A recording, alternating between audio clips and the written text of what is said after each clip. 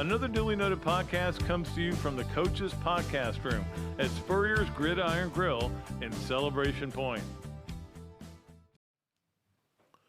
All right, welcome into another Dooley Noted Podcast presented by Titan MRI from the Shaq Allen Mercandani Studios.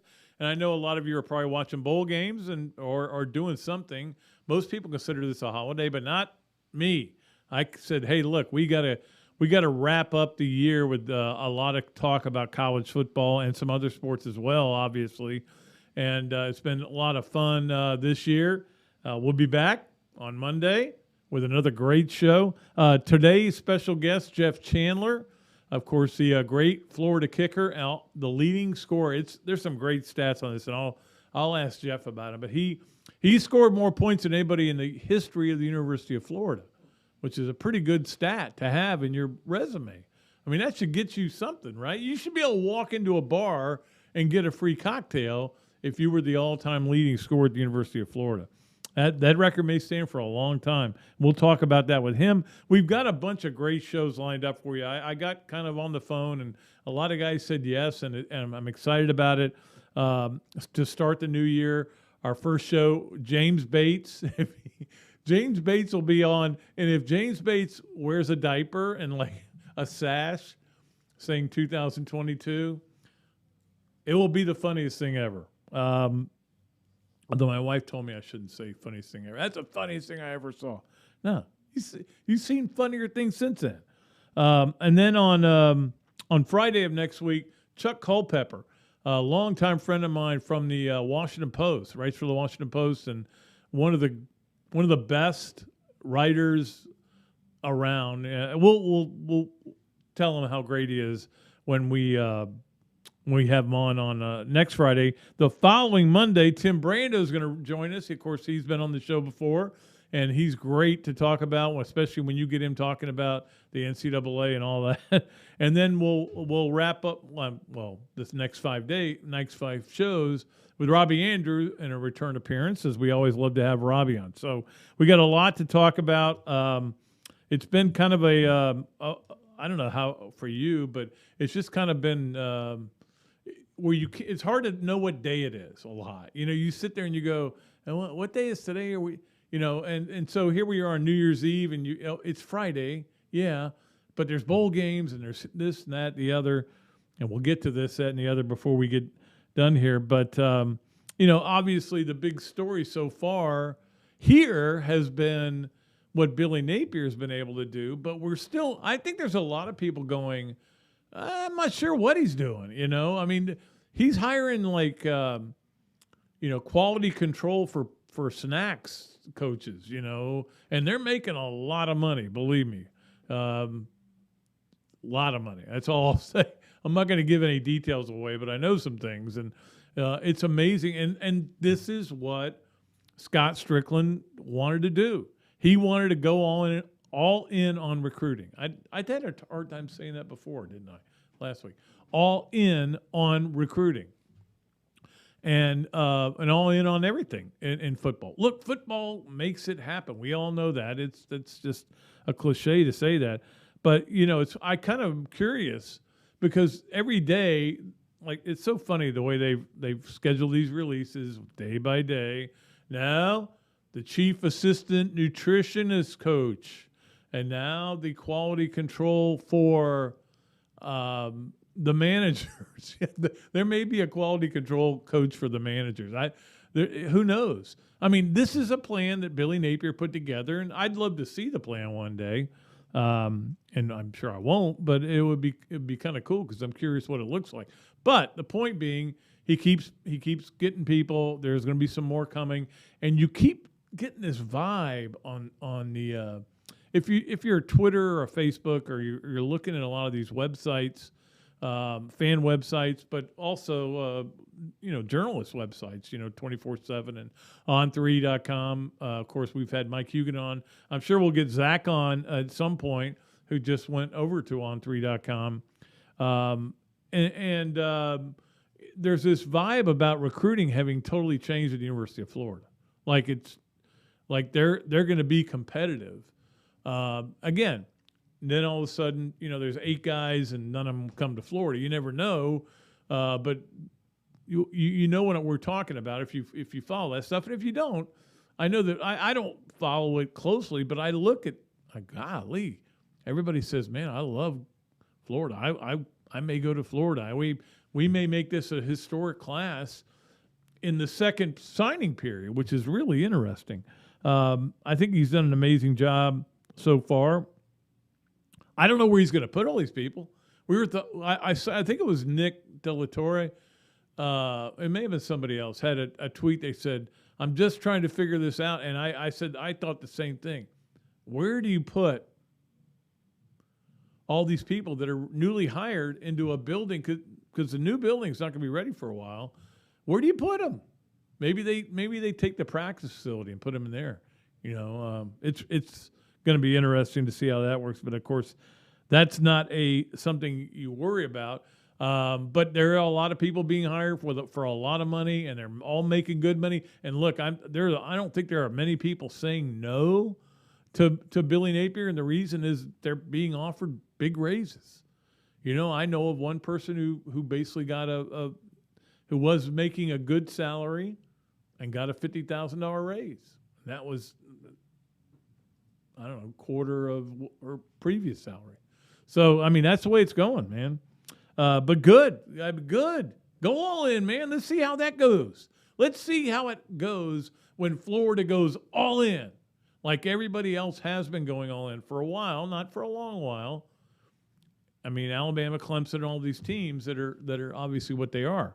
And we will talk about a little bit about the national championship games, but I'm sure all of you have said, hey, you know what? The thing's been broken down enough for me. So I'll break it down a little bit for what I think. But it was interesting to me. I was watching the bowl game that was on, and I've watched a piece of every bowl game. And you know me. I'll talk about that a little bit later about bowl games. I think they're great. But I was watching the ESPN broadcast, and at halftime they had Ryan Seacrest on. I found this out, which I didn't know, and maybe all of you knew this, but I didn't know it. Ryan Seacrest went to Georgia. And I'm like, So go Michigan, I guess. I was already going to say that, but while they're doing it, they're hyping up their New Year's Eve, rocking New Year's Eve tonight on ESPN, which is carrying the semifinal game. And I'm like, you guys don't understand what you're doing here. On the football network, you're hyping up, no, watch Journey. Journey's getting back together instead of watching Georgia, Michigan. Well, I can tell you I won't need 2 TVs tonight. But it was just weird to see that. All right, I did want to talk a little bit about the SEC and the Bowls. And obviously, look, they're 1-5, and everybody's losing their mind. They're having so much fun at the SEC's expense. Okay, last year, or the last 2 years, they went 14-4. But that didn't mean anything to me. All that matters is who wins the national championship. And I know that people like to talk about, teams that don't show up or do show up and all this. I think Florida showed up for the game. They just were depleted in talent. And look, showing up, there's one thing to say, I played hard, and there's another thing to say, I played as hard as I can play. There are 2 different levels there. What you've got to do is get guys to play as hard as they can play all the time. And that's going to be a real challenge for Billy Napier, because that's not the culture that he inherits here. Where, they didn't play hard all the time. They picked and chose. And that's what he's inheriting. But when I'm watching some of these bowl games, and I watched that game last night, I got to tell you, Tennessee-Purdue might have been one of the best games I've ever watched in my life. I thought about getting a Purdue T-shirt today, and not just because they beat Tennessee, although I did enjoy that, but because they were down so many players. Their best players didn't play. Then a bunch of guys got hurt. Guys were getting hurt all over the field. I know people were complaining about the players faking injuries, and I'm like, come on, man. because I guess Heupel even said that one of the referees says, we've got to look into this. And I go, what are you going to do there? Look, there's a simple answer. And again, all the simple answers are never adopted because and then all of a sudden they'll go, oh, maybe we should have a 14 playoff. Okay. Now we're looking at a situation where bowl games aren't mattering as much to people and people are getting mad, although they matter to me. And people are getting, guys are all opting out. I've got a solution to that too. Maybe we'll get to that. But, you've got to have these situations where you figure out what you're doing. You figure out exactly how you're going to handle the NILs and all the other stuff and the opting out. But the bottom line is, and I've lost my train of thought totally. But, so we'll see what happens in these two games, and we're not going to talk too much about that. But all right, so that I know what I want to talk about, the Tennessee game, and of course the controversial call. It was controversial. I was watching it in a place, an establishment. All I did, I went and watched the fourth quarter because my wife and daughter were going to Orlando. My daughter went to New York to celebrate New Year's Eve.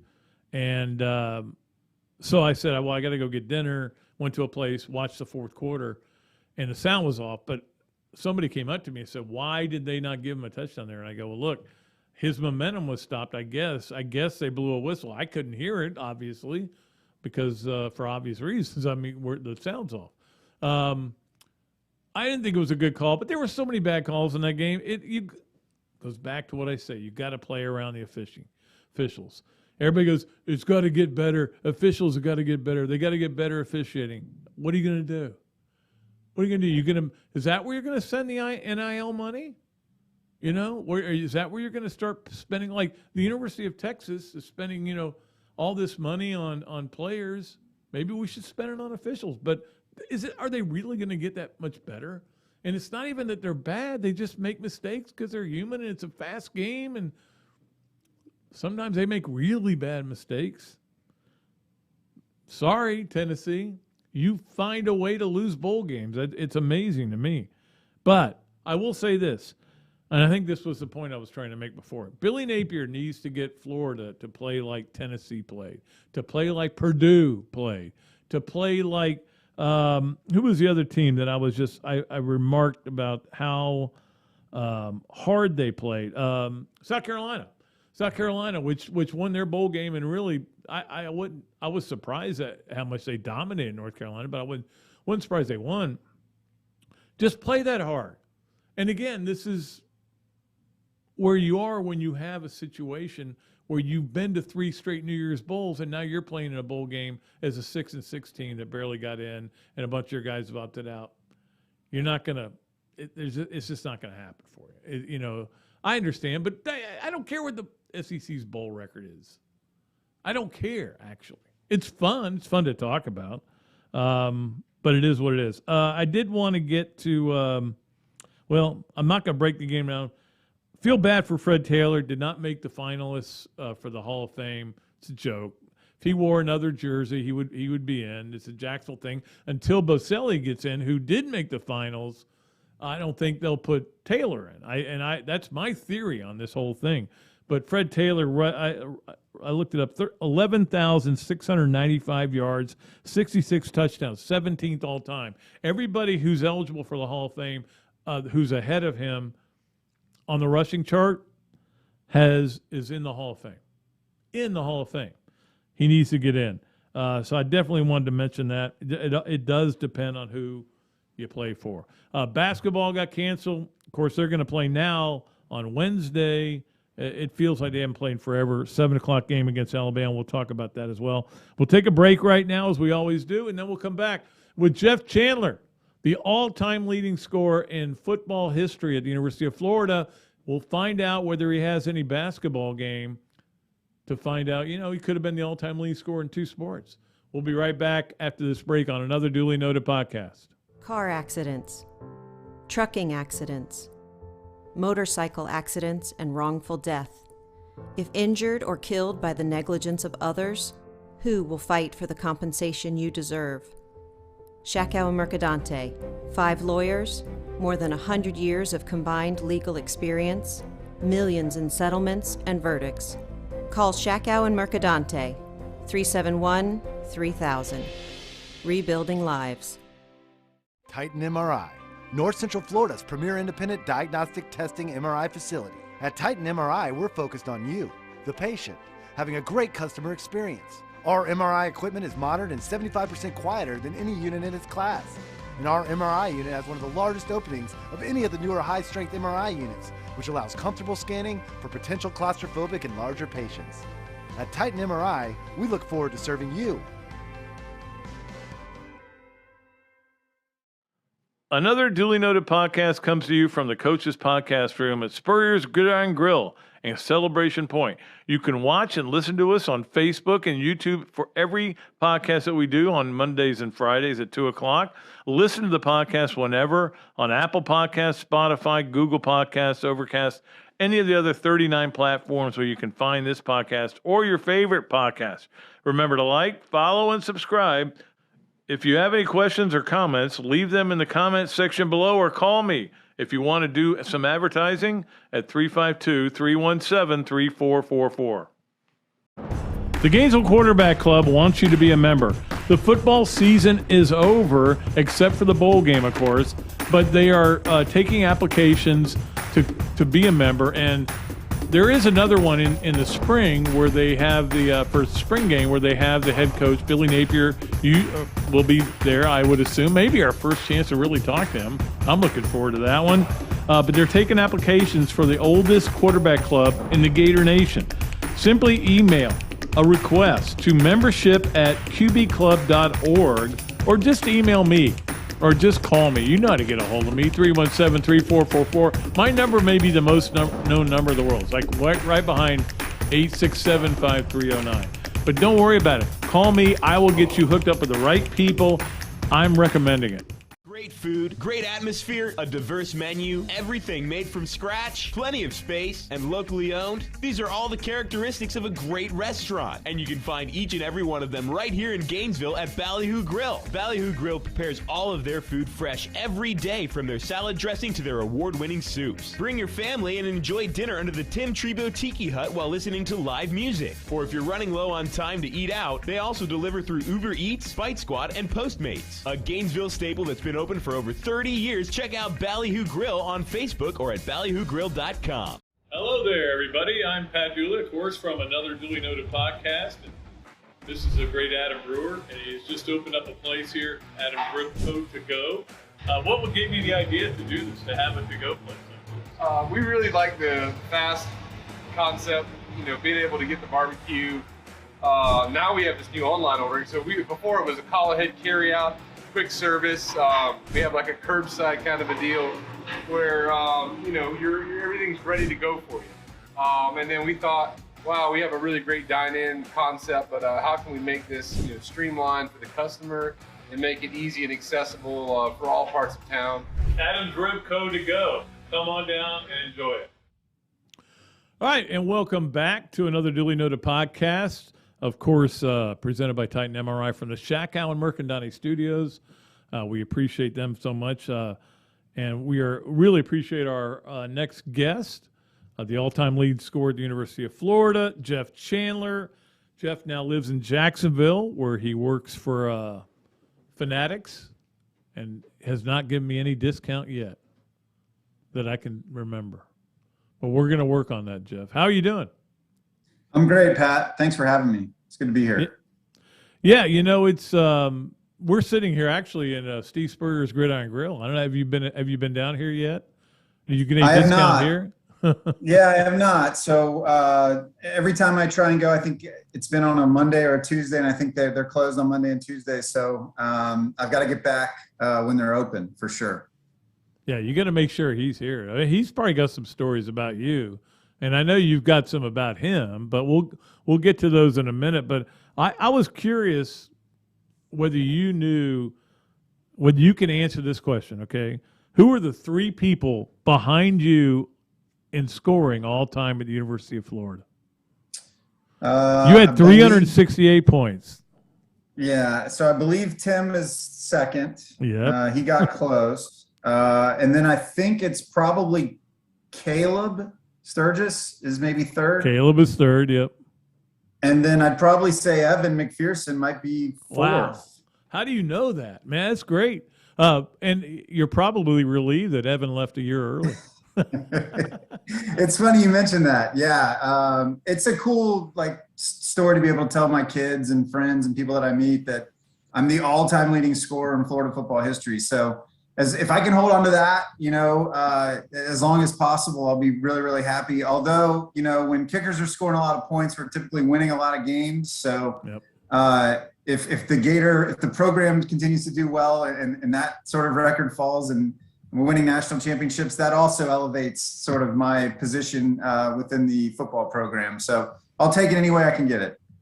Well, yeah, and that's the thing. I mean, if you don't score points, you're not going to score a lot of points, obviously. But, I mean, it's still pretty amazing. I mean, to score that many points, 368 points in a 4-year career. And I know that when you first came here, you were a walk-on. Why did you decide to come here? I know you were a good athlete in high school. Would you go to Mandarin?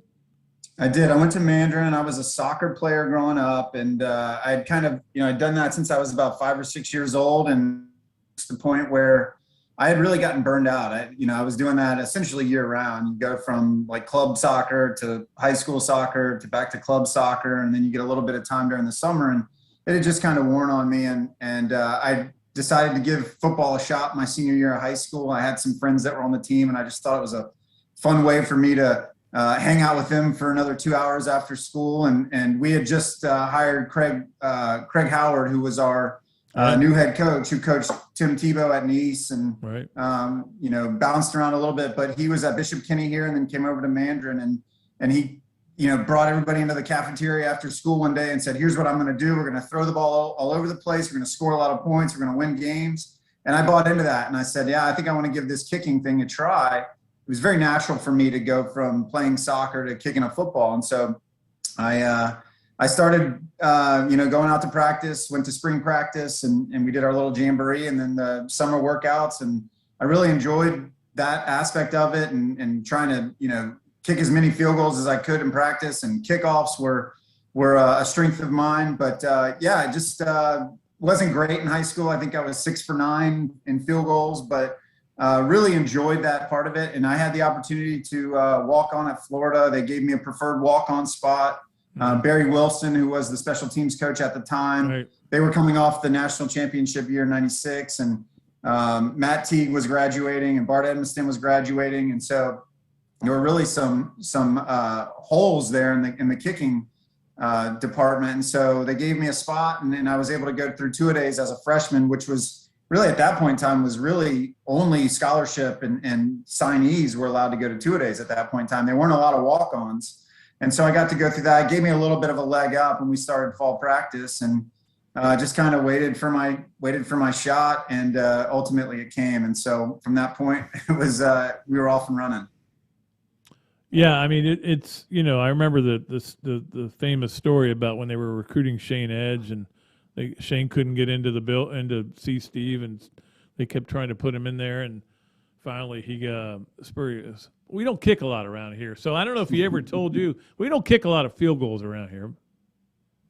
No, he didn't. And what even makes the story crazier was that the same year that I was coming in as a freshman, they had signed T.J. Tucker, who was a parade All-American. He was probably the number 1 or 2 ranked kicker in the country. And he was also an incredible baseball player. I never met him, but we had some friends on some guys that I started with as freshmen that played high school football against TJ. And so told me how great he was at baseball. He ended up getting drafted by the Montreal Expos in the first or second round. And so that then opened up another spot for a kicker. And so it just a lot of things really fell into place. But I knew, Collins Cooper, who was a family friend of ours, was also on the team at the time. He told me, he's like, yeah, we're going to kick a lot of extra points. You're not going to get many field goal opportunities. We're going to score. And if coach is disappointed when he has to send a kicker out there on the field. And so we sort of, bonded over that. But, I didn't expect to play when I first got there. I was just thrilled to be a part of the team and be able to wear the jersey and go stand on the sideline on game days. And then, as you start to play more and participate more in practice, you start to realize, well, geez, I want to get out there and start to play in the games. And so got my shot, and you never know when that opportunity is going to come, and you got to make the most of it. And I think I did that and was able to continue for, almost 4 full years. Yeah, the sad thing is you got your shot at one of my most painful memories of Florida football, which was the Tennessee game when Collins missed that kick. And, guys miss kicks, but the kind of the weight of that loss was so devastating. They lost because they turned it over 7 times, not because he missed the kick. But that kind of gave you your opening there, where Coach decided to go with you. Yeah, and to be honest with you, that was actually supposed to be my kick, because we were going through the first 3 games of the year and we were alternating. So Collins would take the first extra point. Wow. I would take the second. He would take the first field goal. I would take the second. And so it was 17-17. So we each he kicked an extra point. I kicked an extra point. He had kicked the field goal earlier in that game. And the one in overtime was technically supposed to be mine. But Lawson Holland came up to me about midway through the 4th quarter of that game, and he said, Jeff, come over here. And I said, okay. He goes, I just want to let you know, if we have a field goal, we're going to let Collins take it from this point forward. And I said, all right, that's the decision you guys are going to go with. By all means, that's right. He's got more experience than me. Go ahead and do it. And, part of me looking back on it probably wishes I would have, campaigned a little bit more to maybe have that opportunity myself. But, it is what it is. The coaches had the interest of the team, the best interest of the team in mind at that point in time. And I didn't want to stand in the way of that. And so I approved that decision and said, go with it. And, ultimately it was disappointing how we lost, but personally for me, it gave me a chance to play more. You should have done what Jimmy Chitwood did in Hoosiers and just go, I'll make it. What do you think the biggest kick you ever made at Florida was? I still think it was like the longest field goal I ever had was a 54-yarder against Georgia. We were tied at the time. It was, I think, 17-17. We went up 20-17 and never looked back. I think we ended up winning 34-17. That was in 99 or 2000. Was that the game where Leto had that pick and return that right at the end of the half? And they were about to go up like 24-9 at that point, and he made that incredible play. Yeah, and it was one of those games where like the momentum had kind of not been in our favor. And so when we were able to take the lead again, we went up 20-17. I felt like that sort of gave us the little extra shot of energy that we needed. And the very small part of the actual overall game that I get to play, it's important when you can sort of shift that tide a little bit. Sure. And I felt like I did that. So, and it was in Jacksonville, obviously my hometown where I grew up, and family and friends were all there. So to me, that's probably the biggest kick. I know there's probably other ones. We kind of stayed in the game against Tennessee in 2001. I think I had 4 field goals in that game. The last one was like a 52 yarder or something like that. Those are all big kicks because it kept us right there, in that game. But personally, being in Jacksonville against Georgia, the team I grew up rooting for, that 54-yard field goal was probably the biggest kick that I had. Did you think you were screwed in the NFL when San Francisco drafted you and you went, wait a minute, that's where it's all windy and the field's not good, and that's not where I want to go?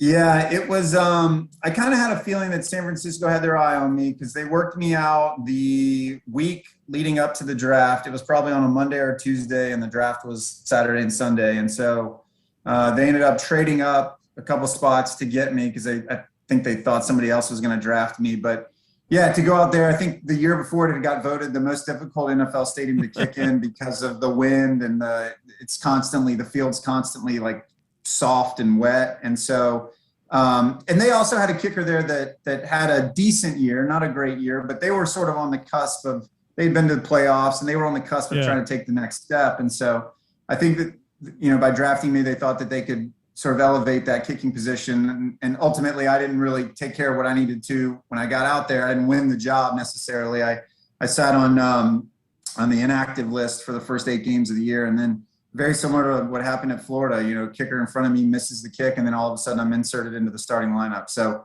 I was pretty disappointed to not get the opportunity to start immediately when I got out there. But, it is what it is. I would do a lot of things differently about my time in the NFL, but there's nothing I can do about it now.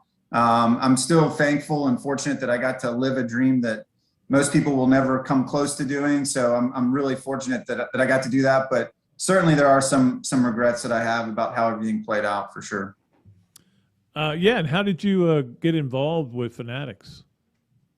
Yeah, so when I kind of went through that phase where when you get done playing football, it's all you've known for, a decade. And, when you're in college, you go through fall and then spring and then summer workouts. And so I was done with the NFL. The phone calls quit coming. And so I basically was like, all right, what am I going to do? I kind of wanted to be in sports. I had a telecommunications degree from Florida that I wanted to potentially look at doing and getting into broadcasting or doing sports radio, something like that. And then a family friend of ours, started the internet division of Football Fanatics at the time, which is now Fanatics. And he reached out, and they were a growing company based in Jacksonville, and said, hey, we think we have an opportunity for you. They were working with the University of Florida already, and kind of the same folks that were at Florida when I was there. Jeremy was still the AD. And so it was really just kind of a chance meeting, and really the network that I had built up by being an athlete at Florida was sort of what helped me get my position. And so it's been almost 14 years now, and it's great, to be a part of a company that's grown so fast and still involved and is a big player in sports. And I get to, watch sports, and that's part of my job. And so I love every minute of it. It's great. And, I'm thankful for how things have sort of fallen into place there. Yeah, I've got to ask you about this. I mean, you had a lot of kickoffs in your career, and you were on special teams your whole career. But when you watch Florida now, you must be going, man, they never make anything happen on special teams. Why does nothing ever happen? And I don't know what the answer is there, because I'm not a special teams guru. You watch it, though. What do you think? Yeah, the game has changed so much with, the fair catches and being able to bring the ball out to the 25. There's a lot more analytics involved in it, too. I remember the punt returners used to say, put your heels on the 10-yard line and don't go backwards. Like if it bounces over your head, if it goes over your head, just let it go. There's probably a 75% chance it's going to bounce in the end zone. But now you got guys catching the ball on the 3 and 4 yard line, which was unheard of. And so I think that there's some of the analytics at play as like, what's safe, where do we take chances? You've also on kickoffs, the leg strength of some of these guys is just incredible. They can just blast the ball through the back of the end zone every time. And so you don't get that excitement on the kick returns.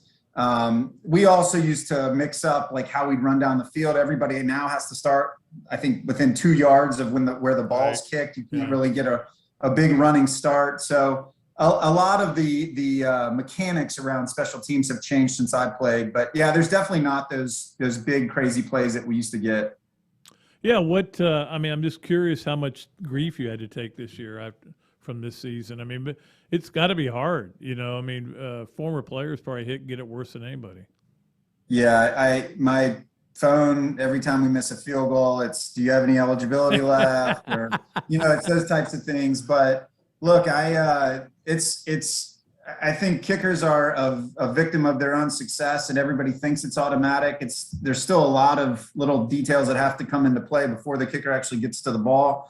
But yeah, it's not as easy as some guys make it look. And I think that, that's the problem, is everybody just thinks, you get within 45 yards of the field of scoring, like we'll just kick a field goal, put 3 points on the board. It's not that easy. They've struggled. I think kicking is a lot of confidence too. When you lose your confidence, I used to always equate it like you get back there and it looks like you're looking through a fork is what the uprights look like. And sometimes you steer it and try and guide it when that's not the thing to do. So, mentally, I think you have to be strong enough to sort of overcome those physical challenges too. So, yeah, it was definitely a frustrating year. We go from, Evan and sort of the 3 years that he had where it was incredible. You really did just cross the 50-yard line and say, all right, there's 3 points, to now sort of, hoping that we can get close enough to make a field goal. And it's tough. Yeah. I mean, obviously being in the position that I was in to have that feeling, but I know how difficult it is too. Yeah, but it's more than that too. I mean, it's just covering kicks. It's making something happen on kickoff returns and punt returns. And for me, that's one of the things that I think Billy Napier is going to need to address. There's no reason for Florida to not have any impact on the game on special teams in all areas, when you look at them all. Yeah, I agree. It's a big momentum shifter too, right? You can set the tone very early on if you get a big kick return. I think we should take more chances in that area, be a little bit more aggressive and not play it so safe. Yeah, I agree. I think when Coach Meyer was here, he focused a lot of effort and energy on special teams. I think we need to get back to a little bit of that. But yeah, I agree. I think, every coach will tell you there's three distinct parts of the game: offense, defense, and special teams. They each represent 33%. Yet in practice, it's 40% offense, 40% defense, and then maybe 20% special teams is where we're spending our time. So yeah, and a lot of that just falls on the athletes that are doing it, right? The kickers making sure they're getting their reps, the returners making sure they're staying after practice to catch balls. And so there needs to be some individual accountability in that regard too. Last question for you. Who is the best player you played with at the University of Florida? Who is the guy you had to go out there and watch him play? Yeah, he's been in the news a lot recently. Fred Taylor was incredible. The way that he worked at practice, and I only got to spend a year with him, but that was when I was still wide-eyed and amazed that I was even on the team. And so to see Fred and the work that he put in, and then all the results that came after that, being drafted so high and playing for, 12, 13 years in the NFL was incredible to see him.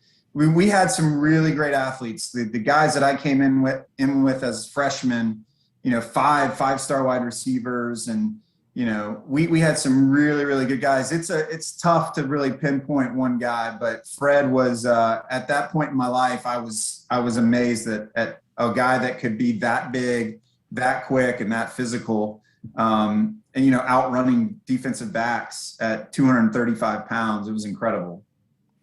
And it felt like he got better. When he got to the NFL, it was amazing. Hey, Jeff, thanks for coming on, man. We really appreciate your time. I hope you have a great new year. I know this year will probably be better than last year was for Gator fans. But I hope you have a great new year. And thanks so much for coming on the show. We appreciate it. Absolutely. Thank you, Pat. Appreciate it. How's your golf game, by the way? It's getting better since last time I saw you. So I still got some work. That's a goal for 22 is to get the handicap down. So we'll focus on that. There we go. Thanks a lot. Appreciate it, buddy. Thanks, Pat. Jeff Chandler, the all-time leading scorer at the University of Florida, our special guest today. And I think I'm going to go ahead and do our Adams Ribco to Go Gator of the Week.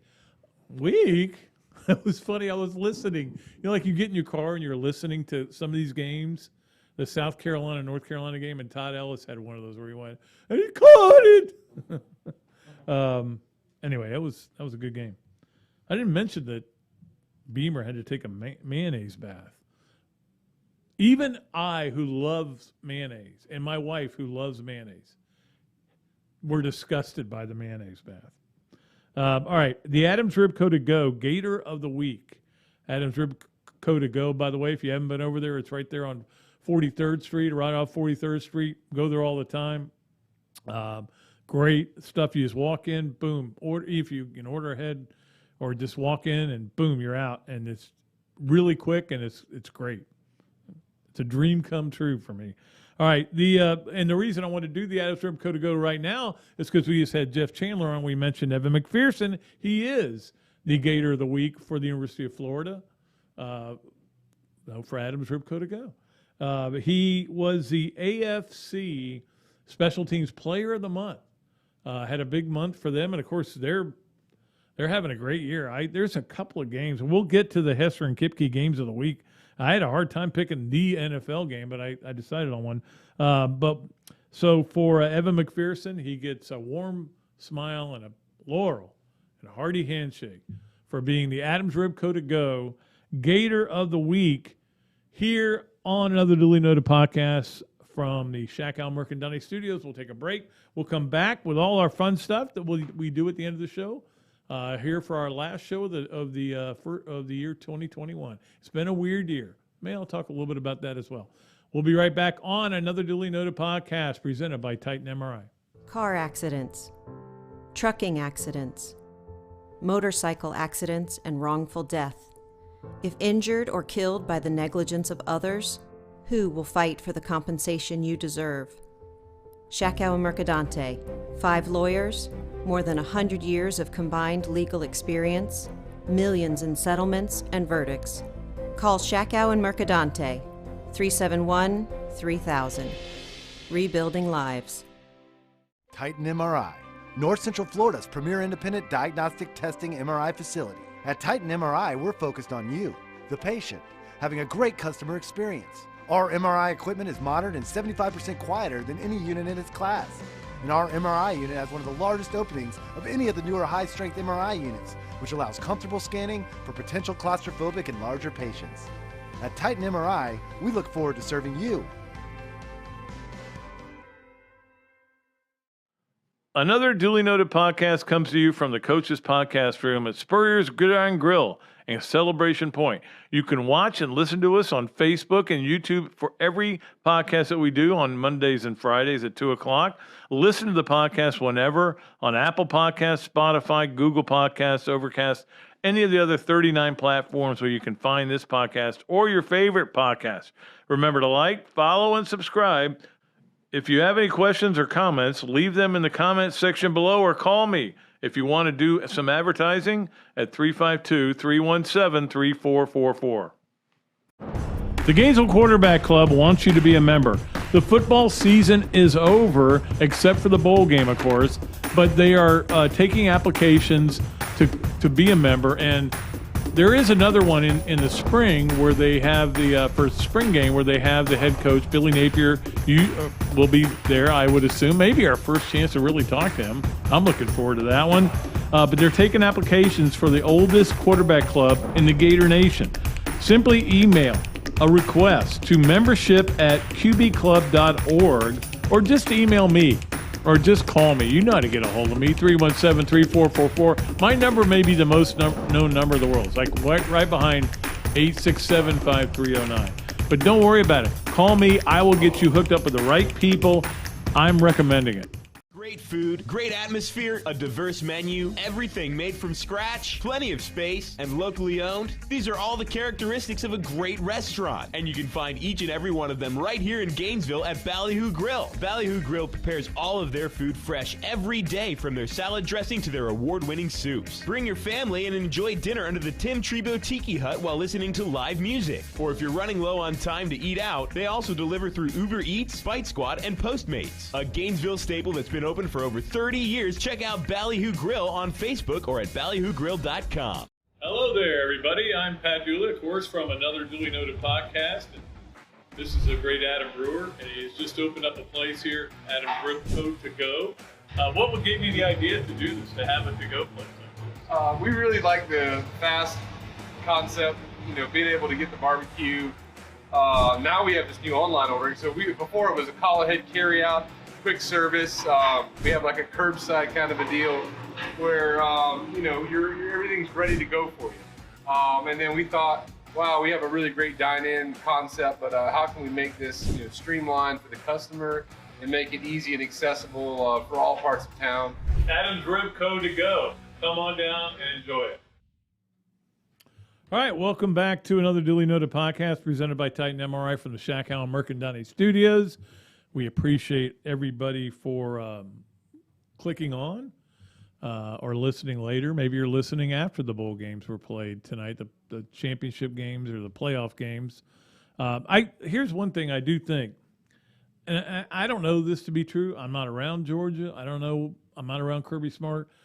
But I think Georgia's better than Michigan, but I think if Georgia is thinking, and they may be thinking about how do we beat Alabama, if that's on their mind a little bit, it could be a distraction and they forget who they're playing because they're not playing Alabama. They're playing the opposite of Alabama.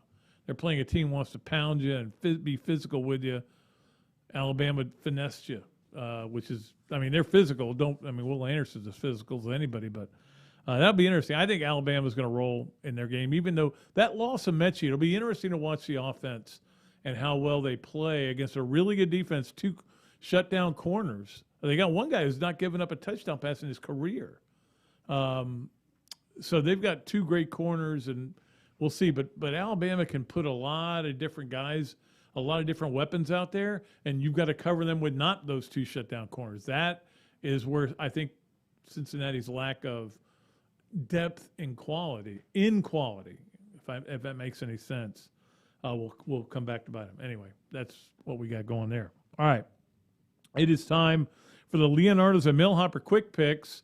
We always love the Leonardo's and Millhopper Quick Picks, and the interesting thing was last week we had it all set up, and then what happened?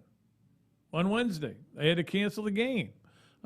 So apparently they had a really bad, I'm not bad, but I mean, a lot of people had it, and a lot of people were really sick, although I see a bunch of them out. Anyway, I'm not going to preach today. So we had to make a quick change we went to the other two of the big SEC games on Wednesday night, and only one person qualified, and you know who you are. He's one of the winners from the last one. So we're going to give you one here. It's very simple because all you have to do it's like a Celebrity Jeopardy. All you have to do is write down a number. You know, I think who was it that wrote down 3? I think was one of the numbers they wrote down. But on Celebrity Jeopardy, just write down a number. So all you got to do is write down a number. It's got to be 0, 1, 2, or 3. 0, technically, I don't know. Is 0 a number? I've had an argument about that, whether 0 is a number or a lack of numbers. No, it's not a number. I have zero belief that you're correct on that. Which makes it a number, yeah. I guess it is. Because it makes me laugh when I see these college players wearing number 0, and they announce it as personal foul, number 0, and I go, it's not a number. So here's what we're going to do. 3 games involved in the SEC on Saturday. All you got to do is tell me how many they're going to win. 0, 1, 2, 3. Okay? Arkansas, Penn State, Kentucky, Iowa. Kentucky's without Josh Paschal. That's going to be a little bit of a blow to them because that's going to be a physical game. I don't think that'll be an interesting game, but you never know. And then Baylor, Ole Miss to close it out. That'll be a great game. So how many wins for the SEC? The SEC obviously at 1-5, and I know it's not. Look, it's a big deal if you don't like the SEC. It's not a big deal if you do like the SEC. The truth is, it's somewhere in between. It will affect. Here's what it'll affect. It'll affect your ranking next year, and some teams their ranking will be affected. That's about it. So those are the 3 games. Just pick how many wins the SEC gets. So 0 would mean they lose all 3. 1, 2, or 3. All right. So that is the Leonardo's at Millhopper Quick Picks, and I will get with our 2 winners from the last segment. One of them is actually going to meet me at a baseball game, and that'll be cool. And the other one, we're going to get together and have a beer. But it's been kind of crazy as it gets to be in the holidays. You know, we were gone for a while. And anyway, it is time right now for 3 things. The 3 things, of course, as always, are presented by Hand Law. We appreciate Chris Hand. I hope he had a Merry Christmas. I did. I think I wished him a Merry Christmas. And I hope he has a Happy New Year as well. They're, of course, a double sponsor on this show, and we appreciate them. And all of our sponsors, man, I'm just telling you, this is a full year plus what we did at the end of 2010, 2020. Yeah. And I appreciate these people so much for hanging in there with us and being part of it. And numbers keep going up, and we get great reviews, and people love us and tell us they love us, and we just keep it going. So just stay with us, man. We love doing the show. We're getting where I think we're having a lot of fun with it. And I just mentioned the guests we have coming up. We had Jeff Chandler today, James Basin Monday, Chuck Culpepper, Tim Brando, Robbie Andrew will be back on. So we got all that going on. Anyway, Three Things is presented by Hand Law, a Florida law firm which helps clients with government. You can learn more about Hand Law by visiting its website at www.hand.law. The firm is available for consultation in Jacksonville. Three things. Let's start with number one, which obviously, look, the death of John Madden. When I saw it on the screen, it popped up in red because that's what they do, the breaking news on ESPN. I was watching a game, I think, or something, and I literally just went, oh no.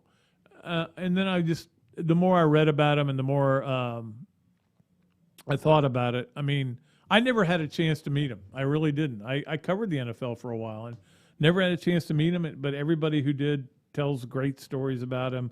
But I certainly knew him because if you watched football for 20 years or whatever it was, he taught it to a lot of us where you would be sitting there and you would go, oh, I didn't know that. I didn't know that's what that's called. I didn't know that's what it's doing. He was great. And the Miller Lite commercials, he should have won an Emmy. I don't know if he did. I don't think he did. Probably won an Emmy for broadcasting, but those were hilarious. In fact, my friend Chris Harry sent me 2 of them because he knows how much I love Rodney Dangerfield, who's a big part of all of them too. But that was it was hard. I mean, all the NFL teams are going to have a moment of silence. I mean, this is a larger than life figure in so many ways when you think about it. Great coach, unbelievable winning percentage, won a Super Bowl, had a game. The All Madden team, they had the turducken thing. He had the Madden football game, which I played, I think, for an entire year every night. It was just an amazing career, amazing.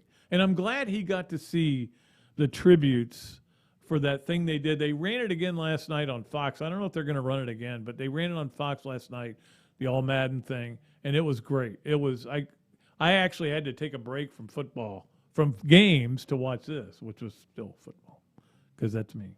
You know how I am. And look, we're going to shift our focus once we get through the playoffs. It's going to be a lot of basketball. And, of course, we'll concentrate on the Gators, but we'll talk about the SEC a lot.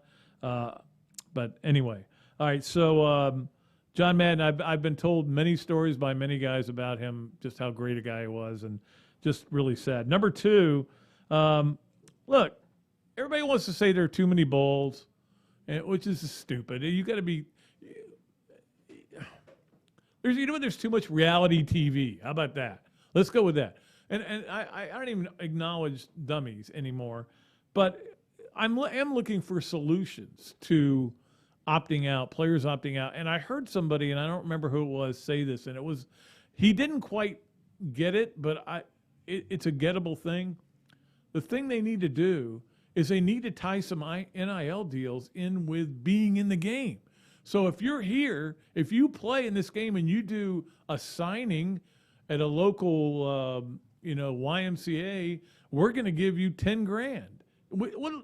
They're doing the same thing right now with all these other things with different schools. So make the bowls tie it in and say, look, ESPN's got all this money throwing around. They're paying all these bowls. That's why the bowls are still successful. That's why there are 42 bowls. Tie the NIL in. But you just got to do it smart. Figure out a way to do it. The trouble is, everybody's their own entity. It's the same thing. You got 42 different bowls. You got 42 different CEOs of the bowls. I'll talk to Greg McGarry, see if I can't get that done. But when people say there are too many bowls, there were bad games. Yeah, there were some great games so far. We're still going, a long way to go. There's games up here on TV. There's 2 of them right now.